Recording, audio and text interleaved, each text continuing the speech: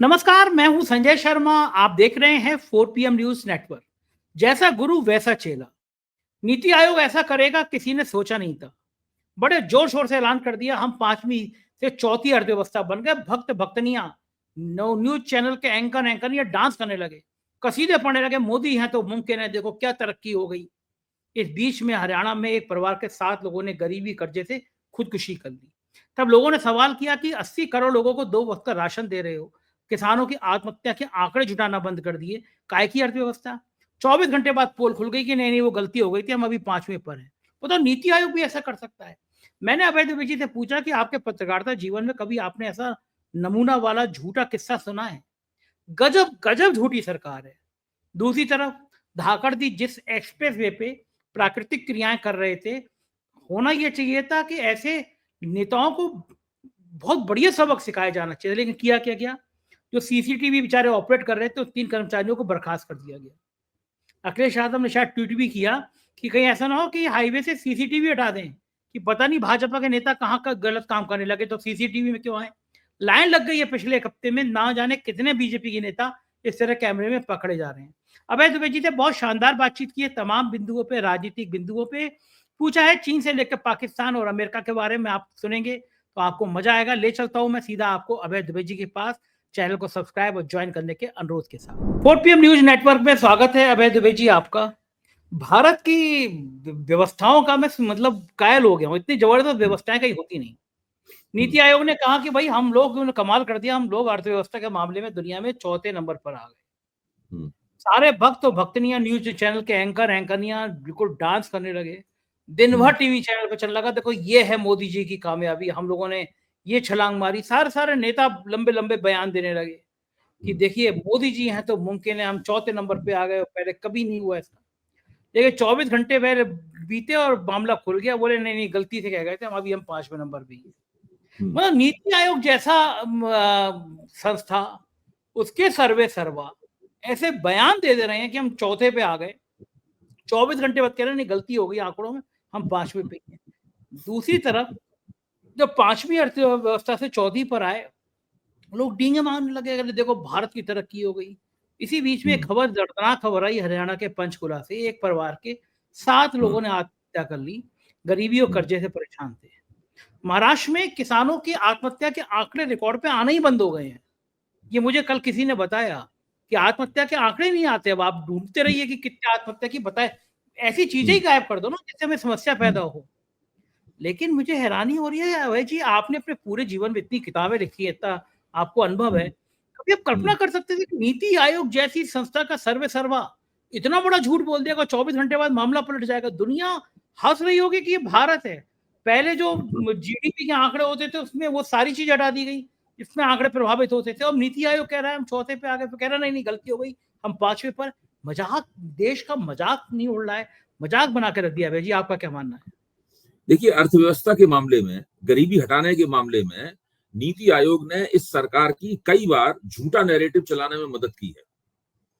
मैं ये मानता हूं कि मोदी जी एक चीज के जरूर उस्ताद हैं, बाकी उनको सफल है विफल है ये तो हम लोग भी इसके बारे में चर्चा करते रहते हैं, इतिहास भी तय करेगा। लेकिन इस बारे में किसी को न कभी संदेह था, न आज है, न आगे रहेगा कि वो झूठा, खोखला और आधारहीन नैरेटिव चलाने में उनसे बड़ा उस्ताद कोई नहीं है दुनिया में। वो झूठे नैरेटिव के उस्ताद हैं नरेंद्र मोदी, और इस काम में उस सरकारी संस्थाओं से तरह तरह से मदद लेते हैं। नीति आयोग उस मदद में देने में सबसे आगे है। आपको ध्यान होगा 2024 के लोकसभा चुनाव से पहले मोदी जी ने एक नैरेटिव चलाया था कि उन्होंने 10 साल के अंदर अंदर गरीबी की रेखा से इतने लोगों को ऊपर उठा दिया है, और उसके लिए उन्होंने नीति आयोग की एक रिपोर्ट का हवाला दिया था।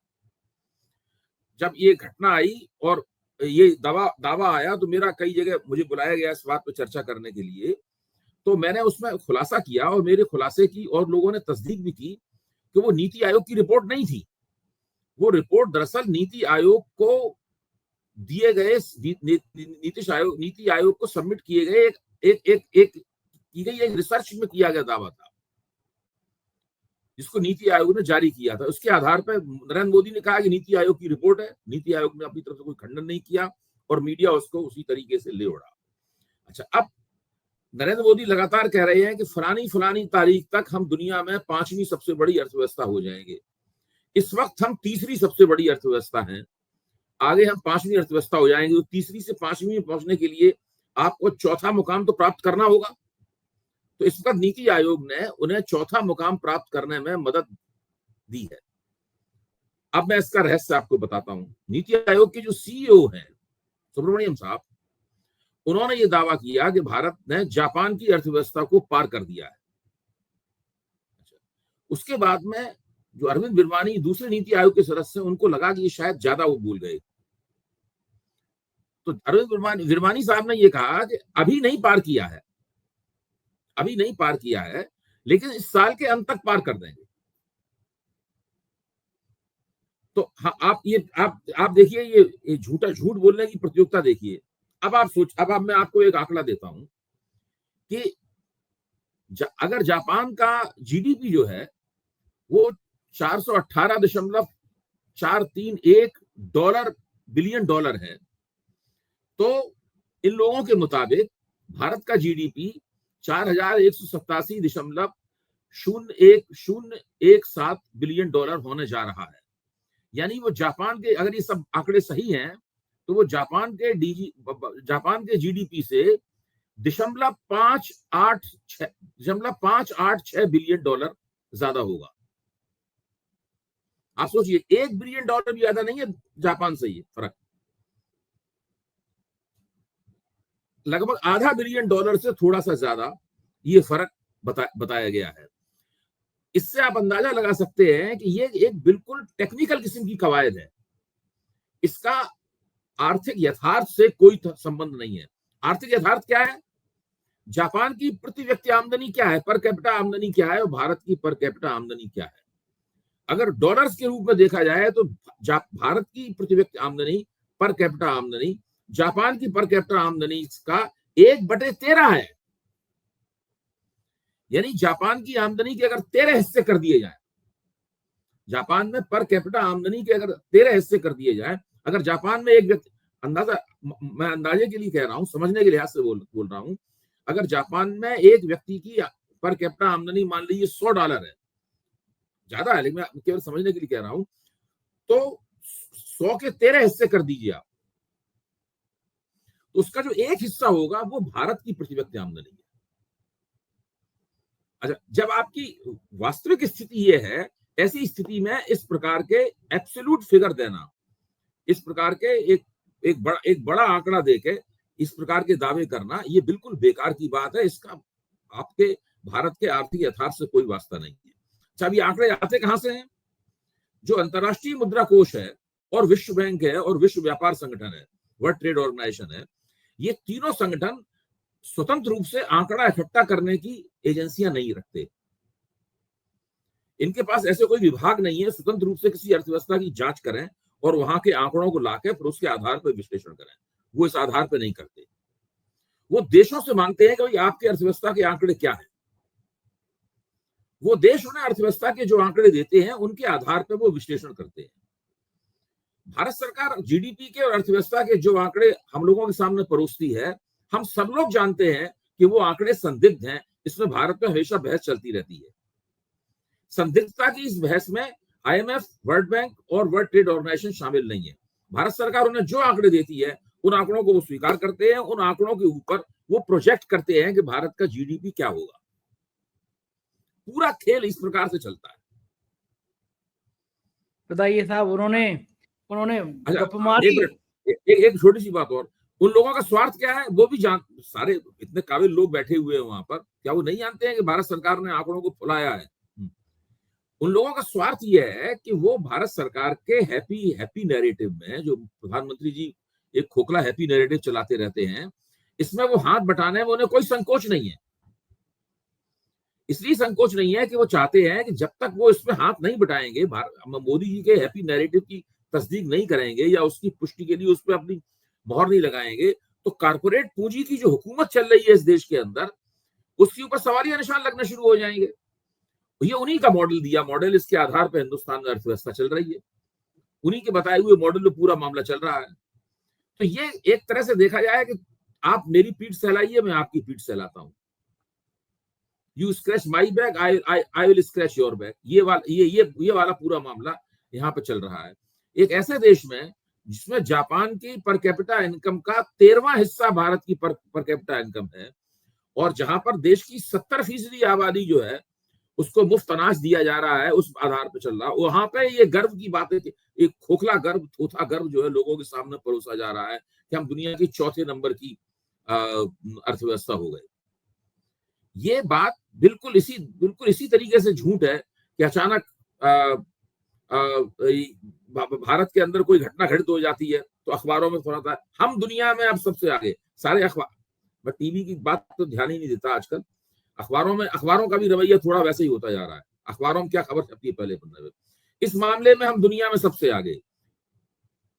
अब हम नंबर 1 पर, मतलब रोज अखबार में कोई ना कोई ऐसी खबर आती है, अब हम नंबर 1 पर। भारत इस मामले में पहला देश बना। भारत में सबसे पहले ये पौधा उगाया गया, ये फूल भारत में सबसे पहले देखा गया, यहाँ गधे के सिर पे सबसे पहले सींग निकल आया। मतलब ये इस प्रकार की बातें जो है अखबारों में छपती हैं, और जिसको अपने मुंह मियां मिट्ठू बनना कहते हैं, जो मोदी जी की भारतीय राजनीति को सबसे बड़ी देन है, अपने मुंह मियां मिट्ठू बनना।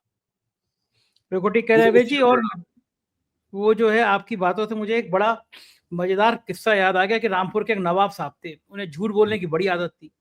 अब वो इतनी लंबी झूठ बोलते थे, बीवी बड़ा परेशान थी।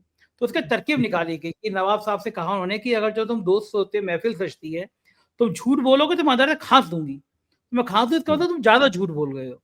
फिर एक दिन नवाब साहब के दोस्त आए और उन्होंने कहा, नवाब साहब ने कहा भी मैंने पिछले हफ्ते शेर मारा, वो शेर 80 फीट लंबा था, अंदर से खांसने की आवाज आई। बोले फिर मैंने देखा जरा गौर से तो 80 नहीं वो 60 फीट था। बीवी ने फिर खांसी की आवाज। बोले फिर मुझे यकीन नहीं हुआ, मैं टॉर्च मारी तो बोले वो 40 फीट था। फिर खांसने की आवाज आई। बोले फिर मुझे यकीन नहीं हुआ, मैं फीता लेके गया, फिर मैंने फीता से नापा तो वो 30 फीट निकला। फिर बीबी खांसने की आवाज आई। नवाब साहब बोले बेगम अब कितना ही खांस लो, अब तो नप गया, अब इससे कम तो हो नहीं सकता।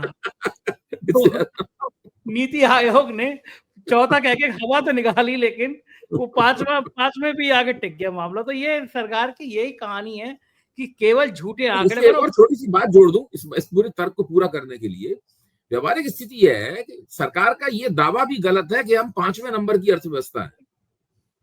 ये दावा भी सरकार का गलत है।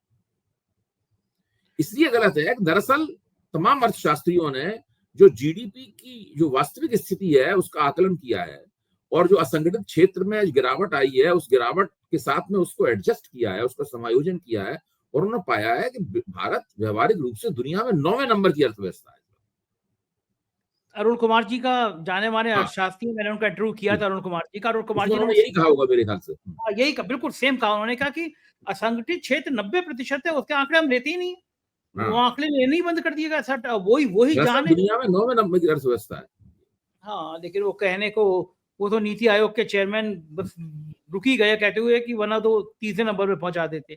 अच्छा, मजे की बात यह है कि ऐसे झूठ बोलने में कोई आसानी नहीं। आज प्रधानमंत्री जी जो है वो विदेशी कारों में बैठ के, विदेशी कारों के काफलों में जब वो चलते हैं, उनको महंगे महंगी चीजों का शौक है, तो खुद भी वो विदेशी कार में चलते हैं, और जाके वो लोगों से, जनता से अपील कर रहे थे कि आप देशी चीजें खरीदा करिए।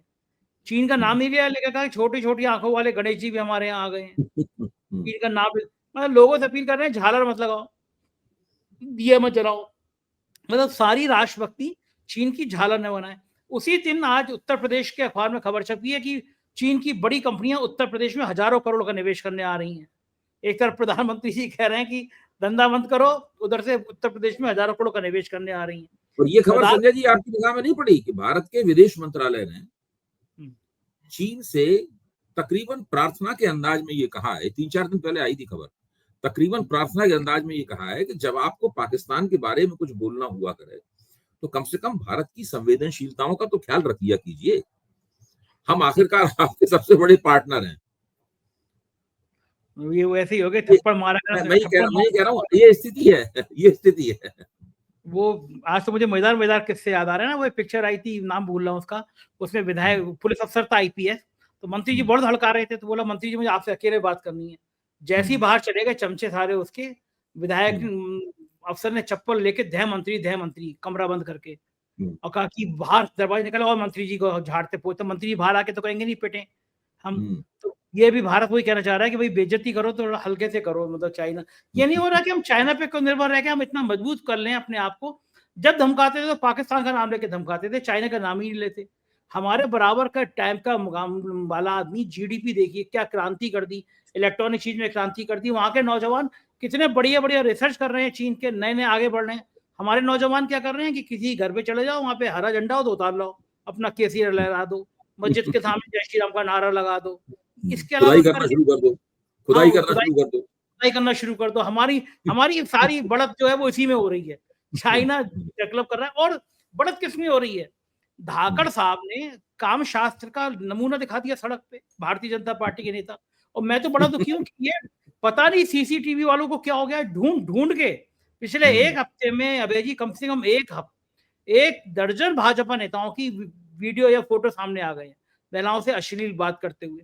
और धाकड़ साहब का जो वीडियो है वो तो धाकड़ तरीके से पूरी दुनिया में गूंज गया। एक टाइम में राघव जी जो मिनिस्टर थे, संघ के प्रचारक रहे थे, वो अपने नौकर के संग बाथरूम में पकड़े गए थे। एक टाइम में उनके किस्से गूंजे थे, और एक टाइम में ये धाकड़ जी गूंज गए पूरी दुनिया में। मतलब लोग हैरान है कि सड़क पे कोई आदमी इस तरह के व्यवचार कैसे कर सकता है। लेकिन कार्रवाई क्या हुई? कार्रवाई, जो टोल पे लोग थे तो सीसीटीवी का इंचार्ज देखा करते थे, उनको बर्खास्त कर दिया कि सीसीटीवी पता कैसे चल गया। तो लोग आज कमेंट कर रहे हैं, अखिलेश यादव ने शायद ट्वीट किया है कि कुछ दिनों बाद ये हाईवे से सीसीटीवी हटवा देंगे कि भाई ये भारतीय जनता पार्टी के लोग प्राकृतिक क्रियाएं कर रहे सड़क पे, तो सीसीटीवी ना होना चाहिए। बीजेपी के दफ्तर हट जाएगा, बीजेपी दफ्तर करते हुए हट जाएगा। आप किस हद तक बदतमीजी की लिमिट देख रहे हैं आप कि सीसीटीवी के लीकेज के हो तो कर्मचारी बर्खास्त कर दिए गए। अरे यार, तुम्हारा नेता एक महिला कैसा इतनी आपत्तिजनक बात कर रहा था, तुम्हारा कमरा नहीं था, घर नहीं था, सड़क पे क्यों कर रहा था ये सब चीजें? तुम अपने संस्कार ठीक करो, कर्मचारी बर्खास्त कर रहे हो। अब वो 70 साल के बलिया के नेताजी एक महिला डांसर को गोद उठाकर अश्लील कृत्य कर रहे हैं। तो ये कहीं ना कहीं चारित्रिक, आप पूरी कांग्रेस को अपने ले आए, पूरी विपक्ष को अपने ले आए, जिनको गुंडे मवाली कहते थे, आरोप लगाते थे, वो आपके मुख्यमंत्री हो गए। जो भ्रष्टाचार, आपने गंदगी, कीचड़, कमल खिलता है तो आपने पूरी कीचड़ ही लपेट ली अपनी तरह। तो ऐसे ऐसे संस्कारी लोग लाओगे तो ये होगा। ये अब कोई वॉशिंग मशीन इनकी कुछ गड़बड़ कर रही होगी, कैसे साफ हो गया जी? क्या हल होगा इसके? मैं समझता हूं कि भारतीय जनता पार्टी का जो उत्कर्ष काल था वो 2023 तक उत्कर्ष काल था भारतीय जनता पार्टी का। अंतिम कार्यक्रम भारतीय जनता पार्टी ने जो बहुत शानदार और कामयाबी के साथ किया था, वो कार्यक्रम था राम मंदिर की प्राण प्रतिष्ठा करना। वो उन्होंने बड़े सुव्यवस्थित तरीके से किया था, उसमें कोई घपला नहीं हुआ, कोई लोचा नहीं आया, और उससे भारतीय जनता पार्टी के पक्ष में एक नैरेटिव बनता हुआ भी लगा था उस वक्त, जो कि बाद में हम लोगों को पता चला कि उतना प्रभावी नहीं साबित हुआ। लेकिन उसके बाद से आप देखिए, उसके बाद से कुछ ऐसा है नहीं जो भाजपा के पक्ष में जा रहा हो। इस वक्त तो भारतीय जनता पार्टी गंभीर संकट का सामना कर रही है, और उनको साख का संकट भी है, और उनकी समझ में नहीं आ रहा है कि ये जो सवाल उठे हैं संघर्ष विराम के ऊपर, और ट्रंप साहब ने जो मोदी जी से के प्रति दोस्ती अपनी निभाई है, इससे कैसे बचें। ये बहुत मुश्किल इनके लिए साबित हो रहा है। मोदी जी जो डायलॉग बाजी कर रहे हैं, ये लफाजी काम नहीं आएगी उनके, ये सब नहीं चलेगा नहीं अब ये। और मुझे लग रहा है कि मुझे ये भी लग रहा है कि जितने उत्साहपूर्वक बालाकोट स्ट्राइक के बाद में भाजपा ने प्रचार किया था, प्रचार में भी उतना उत्साह नहीं है भाजपा की तरफ से। भाजपा के भीतर भी काफी लोचा है, भाजपा के संगठन में भी अब वो बात नहीं रही कि वो बहुत जोश खरोश के साथ लोग निकल पड़ते हैं, वो करें, ऐसा नहीं रहा। समझ में आ रहा है कि कमजोर हो गया है। हाँ, हकीकत समझ में आ रही है। दूसरी तरफ मैं देख रहा हूँ कि कांग्रेस के अंदर भी कुछ नेता बड़ी तेजी से उभरे हैं। जैसे मैं इमरान प्रतापगढ़ी का जब चयन हुआ तो मैं विरोध में था, मतलब मन में मुझे लग रहा था कि ये कवि को, शायर को क्यों भेज दिया गया। लेकिन मेरा भ्रम टूटा। 1-1.5 महीने पहले दुबई के मैंने मुशायरे में देखा इमरान प्रतापगढ़ी को। वो बोलने आया कि हम पिंचर ही नहीं बनाते, हम देश के लिए सर भी अपना कटवा देते हैं। तो दुबई में वो दीवानगी देखी मैंने इमरान प्रतापगढ़ी की, लोग उनको हाथ चूमने के लिए, उनसे गले मिलने के लिए बेताब थे। तो मैं उनकी कविताएं सुन के बड़ा प्रभावित हुआ। फिर अमेरिका चले गए थे। आज बड़ा मजा आया, मैं रांची आया हुआ था। रांची जैसे ही एयरपोर्ट पे देखा मैंने, सब तरफ इमरान प्रतापगढ़ी के फोटो बड़े होर्डिंग लगे हुए हैं। तो आज वो आए थे और उस आदमी ने आके भयंकर भव्य स्वागत रांची में यूथ ने किया। बहुत बढ़िया ट्वीट उन्होंने किया, वो मैं पढ़ के सुनाना चाहता हूँ। जो उनके शौर्य दिवस मना रहे हैं, फूलों की बरसात कर रहे हैं, कि कर्नल सोफिया के घर वालों को बुला लो। रवीश जी ने शो भी बहुत बढ़िया किया, बड़े अच्छे सवाल पूछे हैं कि जो हमारे मृतक सिपाही हैं या मृतक मरे हैं, क्या उनके परिवार वालों को भी बुलाया जाएगा, या मोदी जी उनके परिवार वालों के पास जाएंगे कि हम पे फूल बरसा दो? पुंछ में जो लोग मरे हैं, क्या उनके परिवार वालों से भी कहा जाएगा फूल बरसा दो? इमरान प्रतापगढ़ी ने जो कांग्रेस ने अब इसके जवाब में जो शुरू किया है, रांची में बहुत बड़ी जनसभा हुई। मैं उधर से निकल के आया तो मैं रुका था, इटकी एक जगह है, तो इन्होंने ट्वीट किया है कि आज प्रतापगढ़ी ने कि आज रांची के इटकी मकान मैदान में जय हिंद सभा में भारतीय सेना के शौर्य को सैल्यूट करने के लिए झारखंड निवासियों का हजूम उमड़ पड़ा। पूरी कांग्रेस पार्टी पहलगाम की दुखद घटना के बाद पहले दिन से देश की सरकार के साथ खड़ी रही और कहती रही सरकार ठोस कदम उठाए। देश की सेना के शौर्य ने दुश्मन देश के आतंकी ठिकानों को तबाह किया, लेकिन अचानक ट्रंप के दबाव में सीजफायर के ऐलान से हम भारतवासी हतप्रभ हैं। मोदी सरकार से अनुरोध है कि सेना के खिलाफ बयानबाजी करने वाले अपने मंत्री को मंत्रिमंडल से बाहर निकालें। पूरा देश आज इंदिरा गांधी को याद कर रहा है। प्रधानमंत्री जी को संसद का विशेष सत्र बुलाकर देश को बताना चाहिए कि भारत जैसा संप्रभु राष्ट्र किसी बिचौलिए देश की मध्यस्थता स्वीकार नहीं करेगा। ये बड़ा बढ़िया कांग्रेस भी अब इस टोन पे कि आजाद हिंद सेना, मतलब इस तरह करके वो सेना के शौर्य का सम्मान कर रही है। और ये जो सीज फायर किया गया ट्रंप के दबाव में, अब कांग्रेस, जो आप 3-4 दिन पहले कह रहे थे कि आपने ही मुझसे कहा था कि कांग्रेस को भी करना चाहिए ये, तो कांग्रेस अब मैदान में आ गई है। तो मोदी जी के रोड शो के मुकाबले अब ये बात को अगर कांग्रेस मुद्दा बनाती है कि साहब सीज फायर क्यों किया गया, तो क्या बीजेपी को नुकसान हो सकता है? मेरा मानना है कि इस वक्त कांग्रेस अपने पत्ते सबसे ज्यादा सही तरीके से खेल रही है। मैंने कल भी आपके साथ बातचीत करते हुए कहा था कि आपकी भारत जोड़ो यात्रा के बाद में, इस वक्त वो भारत जोड़ो यात्रा के बाद कांग्रेस के ग्राफ में उछाल आया था, और इस वक्त भी कांग्रेस के ग्राफ में उछाल का माहौल है। कल ही एक सर्वे, रात को आपसे बातचीत करने के बाद मैं एक सर्वेक्षण सुनते सुनते मुझे नींद आ गई, मैं सो गया। काफी लंबा सर्वेक्षण था जो एक सोशल मीडिया प्लेटफॉर्म पर दिखाया जा रहा था। उस सर्वेक्षण में ये बताया गया कि जब लोगों से सवाल पूछा गया कि विदेश मंत्री जयशंकर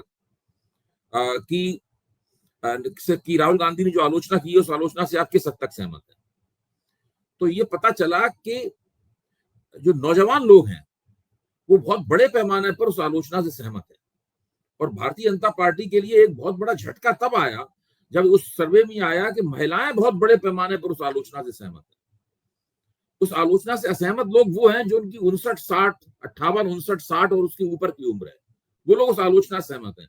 वो इस बात से असहमत नहीं है कि राहुल गांधी सवाल ना पूछें, वो कहते राहुल गांधी सवाल पूछें लेकिन इस सरकार की आलोचना न करें।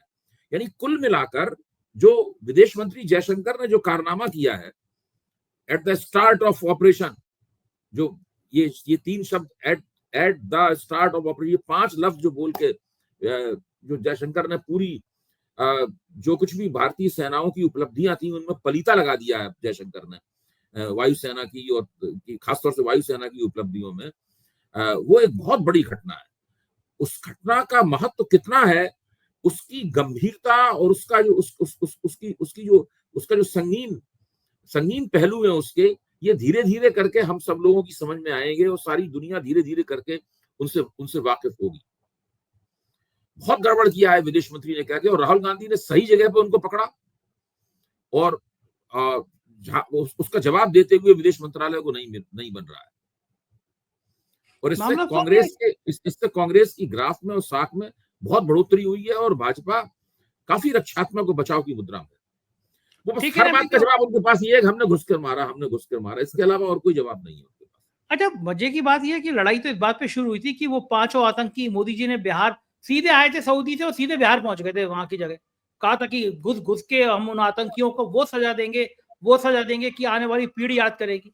आज कोई पूछ ही नहीं रहा वो आतंकी कहाँ है, वो भारत में है, वो पाकिस्तान में है। वो आके 2.5 घंटे तक तांडव मचाते रहे, आराम से वो चले गए या रह गए, कुछ पता ही नहीं, कोई बात ही नहीं कर रहे। आपने स्केच जारी कर दिया, जब विदेश मंत्री थे विदेश में सवाल पूछा गया तो उन्होंने कहा हमने चिन्हित कर लिया कौन आतंकी थे।